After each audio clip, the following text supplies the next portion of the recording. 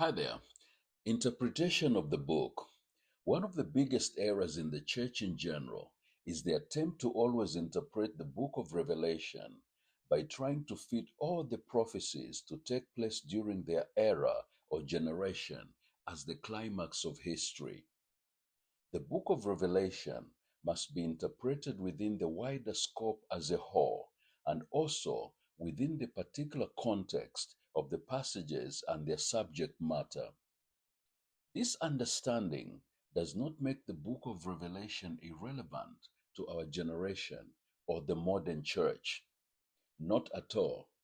If that were the case, then other books which were also written in the first century to instruct and address the first century church problems, such as Ephesians, Romans, Galatians, and Corinthians, would be considered irrelevant to our generation.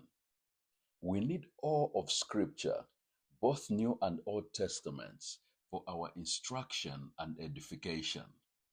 All Scripture is given by inspiration of God and is profitable for doctrine, for reproof, for correction, for instruction in righteousness. For us today, the book of Revelation is, number one, an understanding of God's requirement of absolute obedience from his believers. Number two, his sovereign workings of power and providence on behalf of his people. Number three, he expects us to apply these same principles to our lives and contemporary culture, that there is no neutrality between Christ and Satan. Number four, the primary relevance and fulfillment of many of the prophecies was for the first century believers.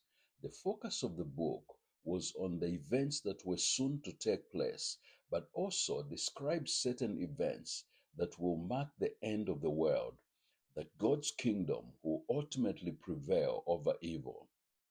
The book of Revelation is exceedingly complex because it has a lot of Old Testament imagery, but not necessarily impossible to understand. The purpose here is not to explore every single image in detail, but to present a general outline on the major themes of the book in line with the overall purpose.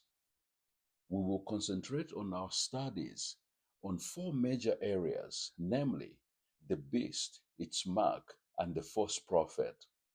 Number two, the great harlot. Number three, the kingdom of priests. Number four, the new Jerusalem and God's new creation. Be blessed.